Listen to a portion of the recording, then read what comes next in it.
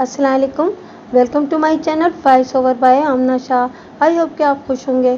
कहानी शुरू करने से पहले आपसे रिक्वेस्ट है कि अगर आपको मेरा कंटेंट पसंद आता है तो प्लीज़ मेरे चैनल को सब्सक्राइब करें और लाइक करें। आइए कहानी का आगाज़ करते हैं। लड़की के बाप ने कहा कि वो नादिर के बाप को जानता था। उसने कहा कि वो नादिर को लड़की दे देगा। मेरे खामिद ने मेरे साथ बात की। हमने नादिर को बताया। नादिर ने मुझे कहा कि मैं उस गांव जाकर लड़की को देखूं। हामिद मुझे वहां ले गया। उसने लड़की देखी, मैंने देखी, बहुत ही खूबसूरत है। लड़की ने मेरे साथ कोई बात न की, बल्कि ऐसे लगता था जैसे उसे मेरा उसके घर आना अच्छा नहीं लगा।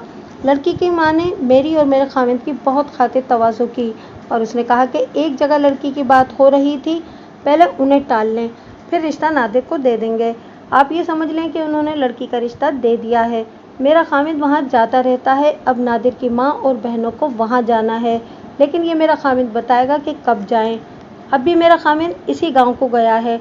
उसने मुझे रात को बताया था कि वो गांव जाएगा। गांव से मुराद यही गांव था। मेरा ख्याल है कि इन लोगों ने उसे रात के लिए रोक लिया होगा और अगले दिन वो दूसरे गांव की तरफ दरख्त देखने के लिए निकल गया होगा। उसने जब उस गांव का नाम लिया तो मुझे ख्याल आया कि पहले मुझे किसी ने नहीं बताया था कि वो उस गांव में भी गया था। मुझे अब इस गांव से भी मालूम कराना था कि नसीर वहां गया था या नहीं। ये गांव मेरे लिए ज़्यादा अहमियत नहीं रखता था। ऐसी कोई बात नहीं थी कि उसे इस गांव वालों ने गायब कर दिया हो। मुझे कुछ ऐसे ही नज़र आने लगा कि लड़की का बाप नसीर को अपनी किसी काम के सिलसिले में कहीं और ले गया होगा और नसीर खुद ही वापस आ जाएगा। अगर नादिर अली का गायब हो जाना मुझे शकूक में डाल रखा था तो नसीर की बीवी से मुझे कुछ भी हासिल नहीं हुआ था। मैंने अपने तरीके से यकीन कर लिया था कि ये औरत इखलाक की कच्ची नहीं। मैं उसे वसवसों में डालकर थाने चला गया। उसके घर पर नज़र रखने का मैंने जो इंतज़ाम कर रखा था, इसे और ज़्यादा चौकन्ना कर दिया। मुझे उम्मीद थी कि नादिर अली रात को चोरी छुपे यहाँ आएगा या नसीर की बीवी यहाँ से निकल कर जाएगी। ये इम्कान भी मेरे जहन में मौजूद रहा कि नसीर रहज़नों का शिकार हो गया होगा। ऐसी सूरत में कहीं ना कहीं से मुझे इत्तला मिलनी चाहिए थी कि फलां जगह एक लाश पड़ी है। मैं इस इत्तला का भी इंतज़ार कर रहा था। रात को इसी वारदात के मुतालिक सोचते सोचते मेरी आंख लग गई। सुबह सवेरे एक आदमी इस गांव के नंबरदार को बुला लाने को भेजा, जहां नसीर नादिर अली के रिश्ते की बात चला रहा था। थाने से वो गांव तकरीबन 4 मील दूर था। छोटा सा गांव था। इर्द गिर्द की ज़मीन मट्टी के टीलों और पथरीली टीकरियों वाली थी। गैर आबाद और वीरान इलाका ज़्यादा था। सिर्फ इस गांव के नंबरदार को बुलाना कोई ऐसा ज़रूरी भी नहीं था।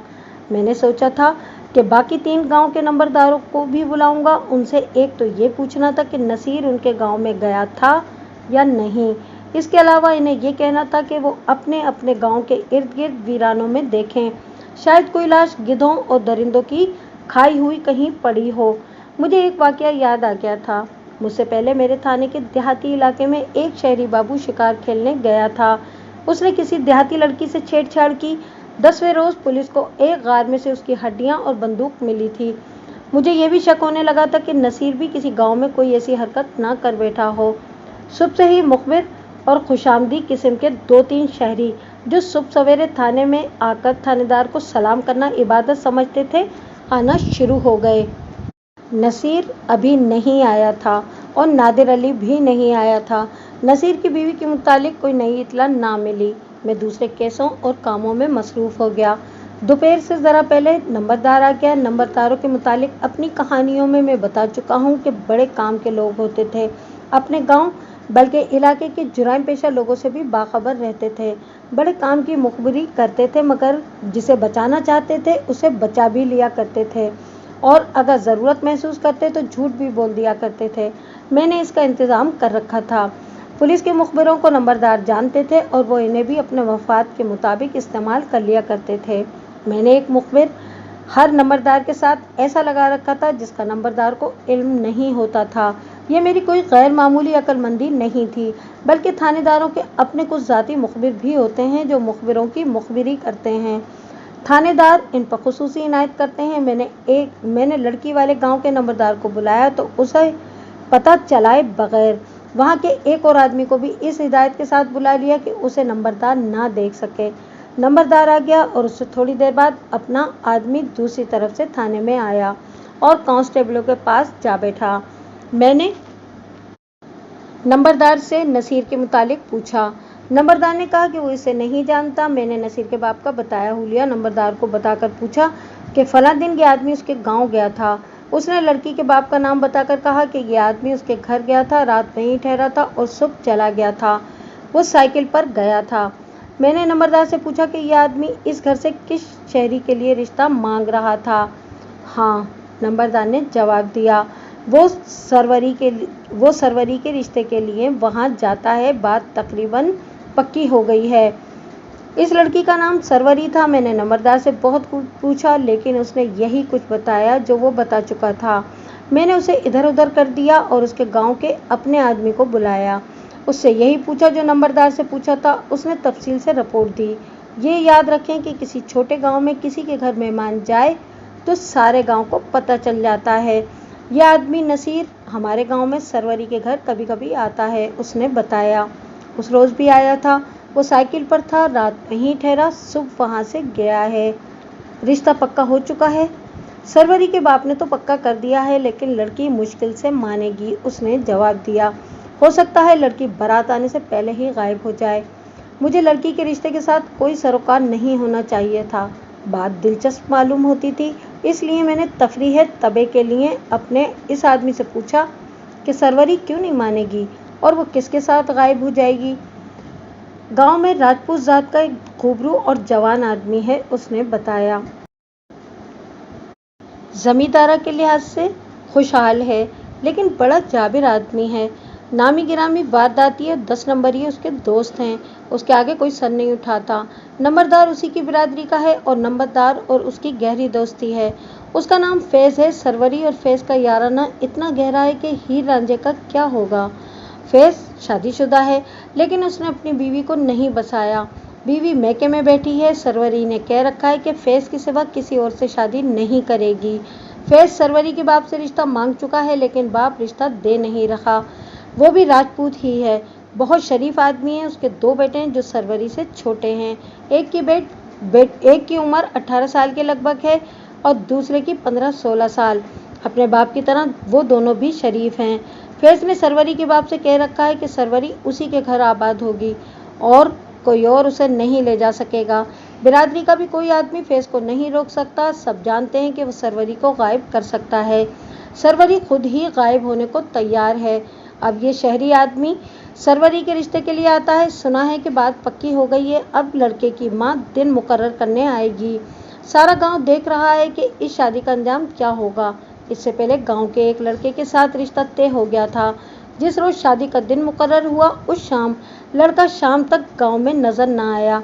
शाम के बाद लालटेन उठाकर गांव वाले तलाश में निकले तो गांव से थोड़ी दूर वीराने में बेहोश पड़ा पाया गया। गांव में उठाकर लाए, होश में आ गया, लेकिन बताता नहीं था कि उसे क्या हुआ था। बार बार यही कहता था कि सरवरी के साथ शादी नहीं करूंगा। मुकर्रर किया हुआ दिन मनसूख कर दिया गया। लड़का कई दिन आहिस्ता आहिस्ता चलता फिरता रहा। बाज़ लोग कहते थे कि फैज़ ने या सरवरी ने किसी ऐसे आमिल या पीर फकीर से जिसके कब्जे में जिन हैं, इस लड़के को जन्नात से मरवाया, पिटवाया और ये कहलवाया है कि वो सरवरी के साथ शादी ना करे। इसीलिए लड़का सरवरी का नाम सुनकर डर जाता है।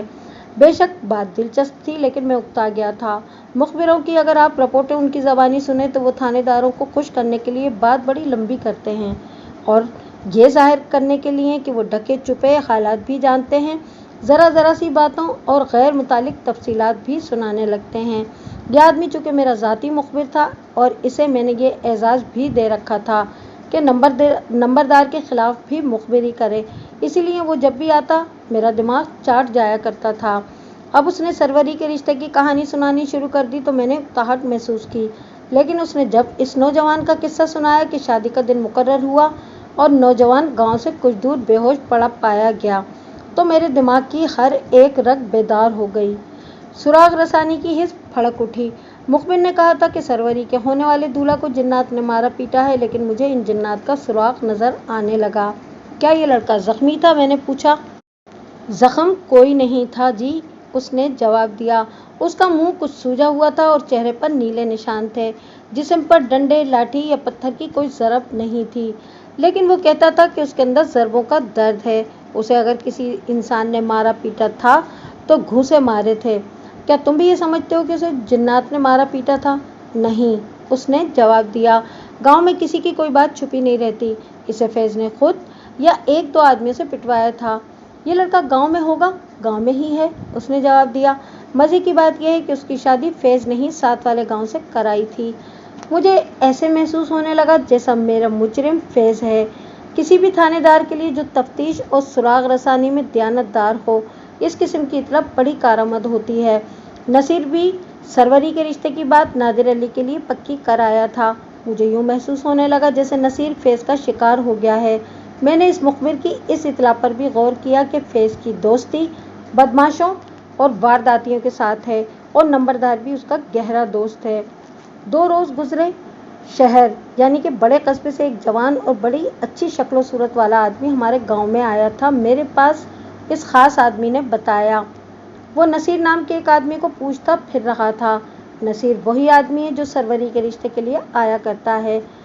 ये जो दूसरा आदमी आया था, इसके मुतालिक पता चला कि सरवरी का रिश्ता इसी के लिए लिया गया है। फैज बाहर खड़ा था। मैंने देखा कि फैज की और इसकी कुछ देर बातें होती रही थी। फिर वो आदमी सरवरी के घर चला गया था। घंटा 1.5 घंटा बाद वो वहां से निकला और शहर का रुख करने के बजाय दूसरे गांव की तरफ चल पड़ा। वो पैदल था। वो गांव से थोड़ी ही दूर गया तो फैज उसके पीछे चल पड़ा। सरवरी के दोनों भाई अपने मेहमान के साथ गांव के बाहर तक साथ आए थे। वो फैज को अपने मेहमान के पीछे जाता देखकर अपने घर चले गए और फौरन ही बाहर आकर उसी तरफ तेज तेज चले गए जिधर उनका मेहमान और फैज गए थे। दोनों भाइयों के हाथों में डंडे थे। वो दोपहर के बाद वापस आए थे। और फैज? उसे मैंने वापस आते नहीं देखा, उसने जवाब दिया। उसे तो मैंने फिर देखा ही नहीं।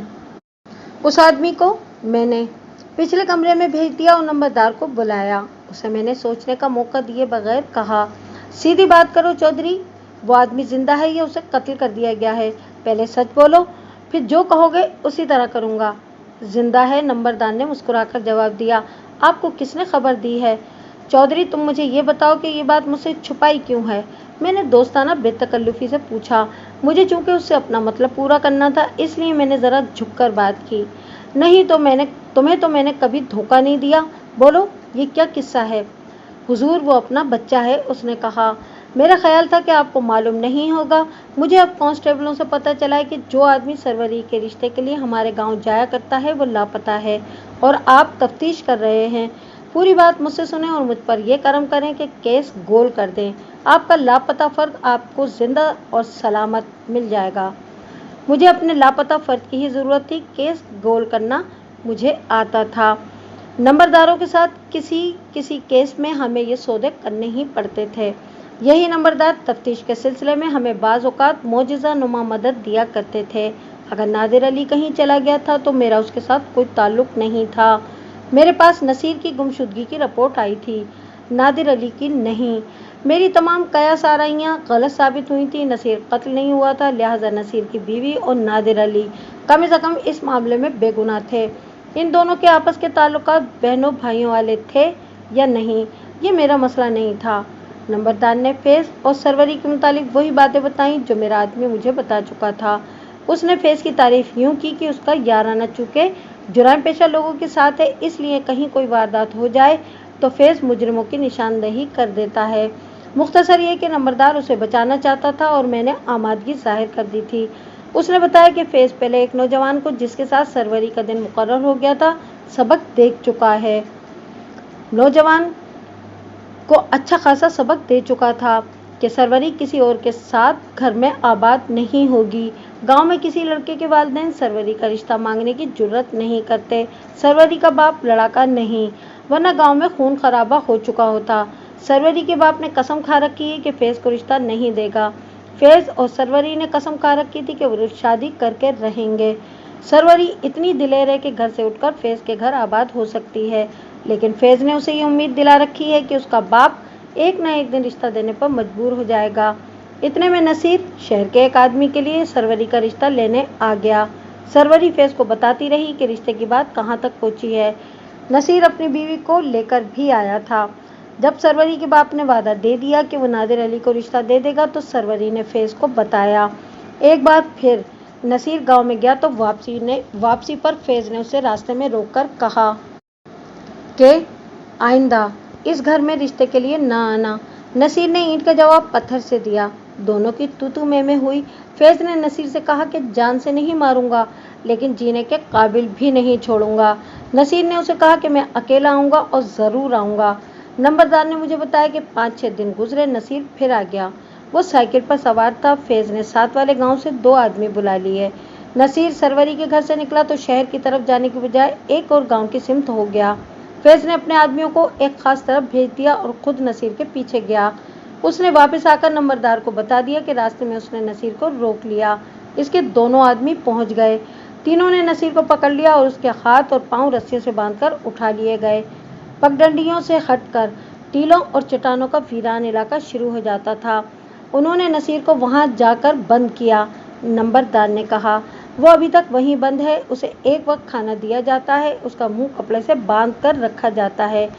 मैंने वो जगह नहीं देखी। उसे कब तक बंद रखा जाएगा, मैंने पूछा, और बंद करने का मकसद क्या है? फैज उसे सबक सिखा रहा है, नंबरदार ने जवाब दिया। कहता है कि जब उसकी हड्डियां नजर आने लगेंगी तब उसे छोड़ूंगा।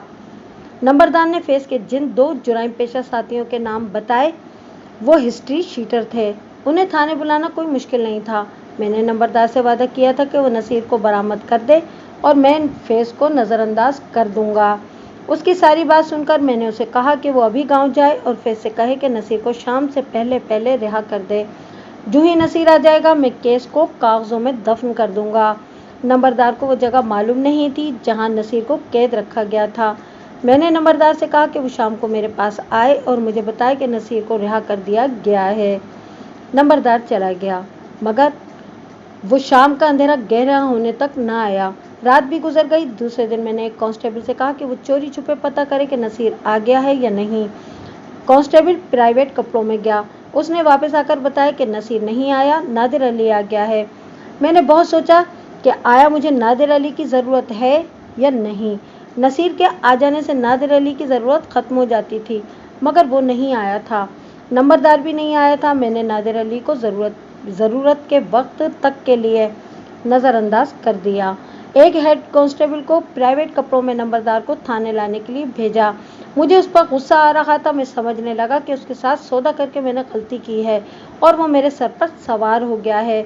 मैंने हेड कांस्टेबल के जाने के बाद एक तजर्बाकार और ज़हीन कांस्टेबल को ये कहकर गांव भेजा कि वो उन दोनों जुराइम पेशा आदमियों को, जो फैज के साथी थे, इस तरह थाने में आने को कहे कि किसी को पता न चले।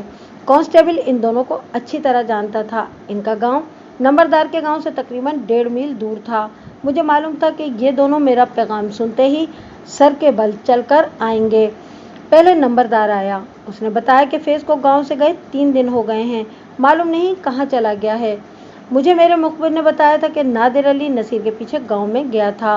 वो जा रहा था तो फैज उसके पीछे चल पड़ा था और फैज के पीछे सरवरी के भाई चले गए थे। इसके बाद फैज वापस नहीं आया। अब नंबरदार ने कहा कि वो वापस नहीं आया तो मुझे गुस्सा आ गया।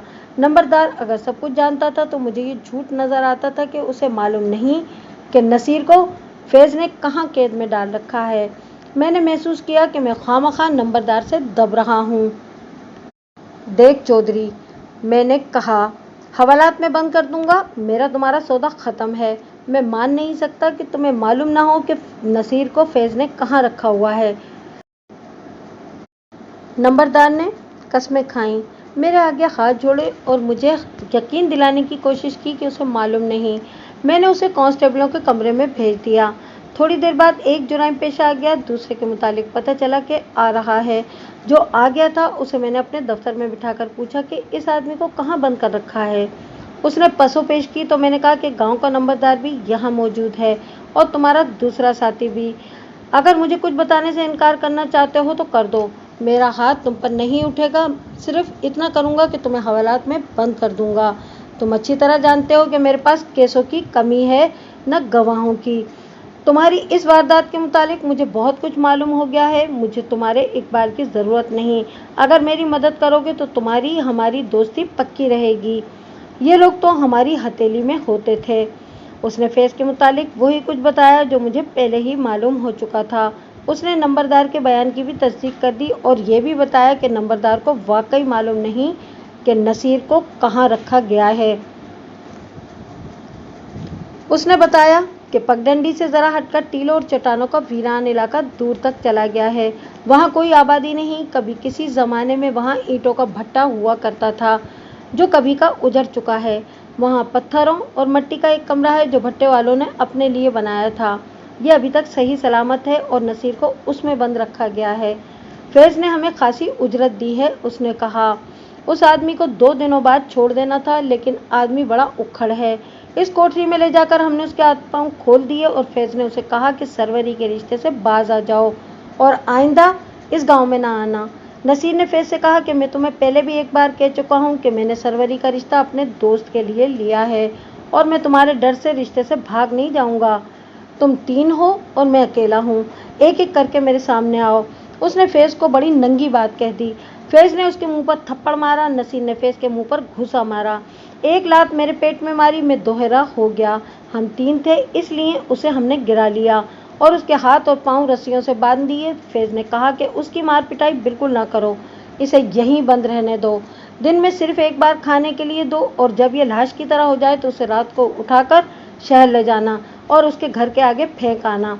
फैज चला गया। मैं और मेरे साथी रात को इस पर बारी बारी पहरा देते हैं।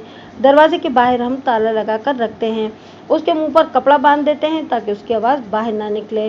फैज 2 दफ़ा वहाँ गया था और उसे कहा था कि सरवरी के रिश्ते से हाथ उठा लो।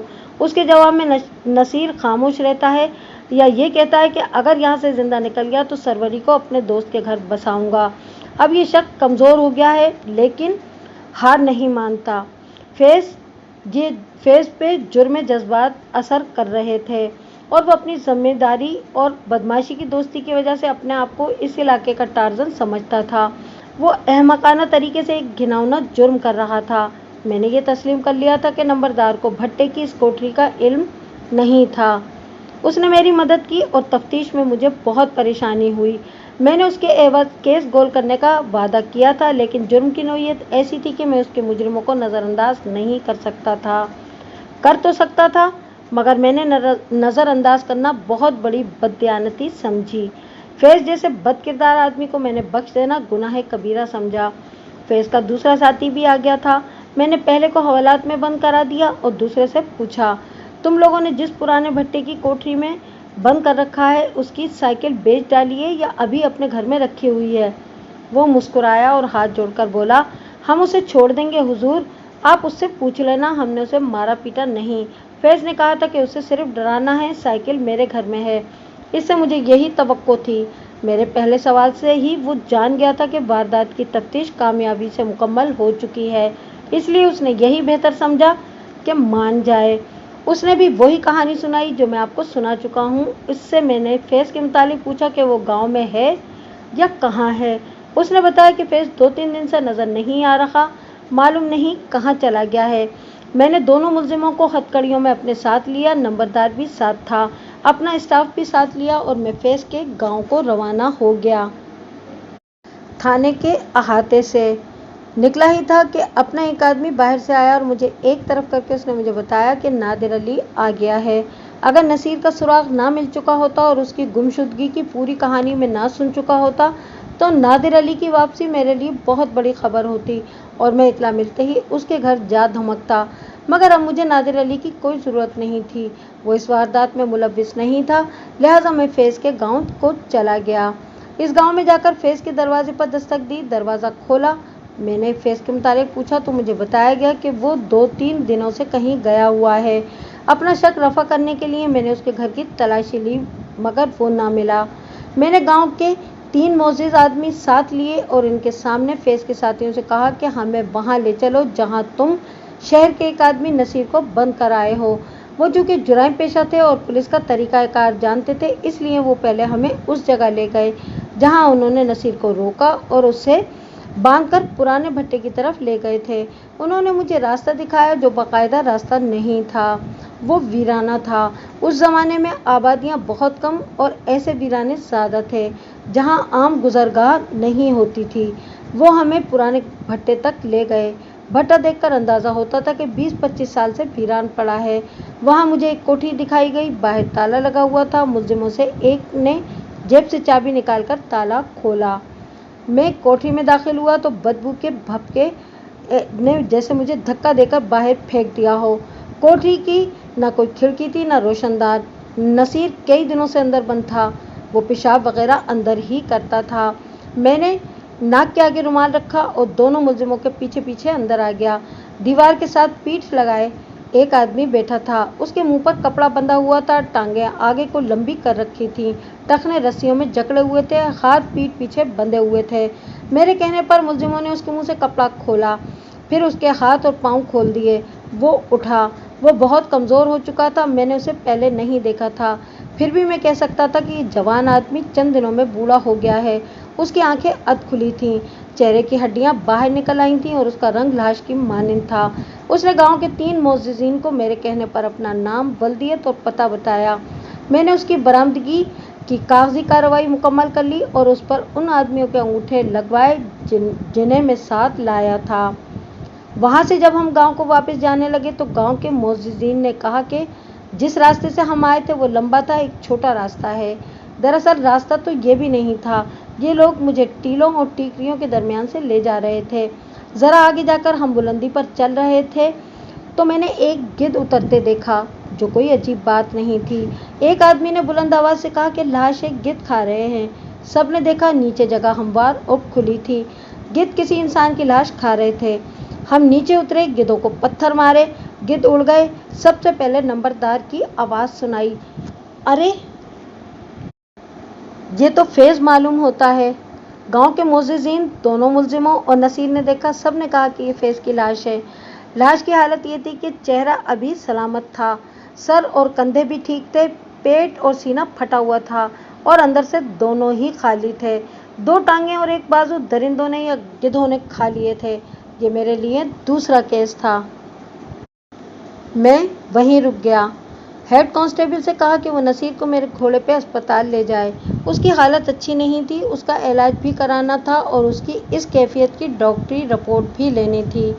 मैंने सबको लाश से दूर हटा दिया और लाश के इर्द गिर्द ज़मीन को देखने लगा। हेड कांस्टेबल नसीर को घोड़े पर बिठाकर चलने लगा तो मैंने उसे कहा कि खोजी को घोड़े या टट्टू पर जितनी जल्दी हो सके भेज दे। ये जगह चूंकि आम गुजरगाह नहीं थी, इसलिए ज़मीन पर कुछ निशान नजर आ रहे थे। वहां 5-6 कदम के फासले पर एक टीला था जिसमें कुदरती गफसी बनी हुई थी। ज़मीन के निशान बताते थे कि लाश इसके अंदर रखी गई थी। भेड़ियों ने इसे बाहर घसीटा होगा। गुफा फराग नहीं थी, इसलिए भेड़िए और गीदड़ गुफा में इसे नहीं खा सके थे। 2 भेड़िए मिलकर लाश को घसीट सकते थे। वो लाश को 5-6 कदम तक ले गए थे। खून कहीं भी नहीं था। गुफा के अंदर भी खून नहीं था। इससे ये जाहिर होता था कि इसे कहीं और कत्ल किया गया और लाश गुफा में छुपाई गई थी।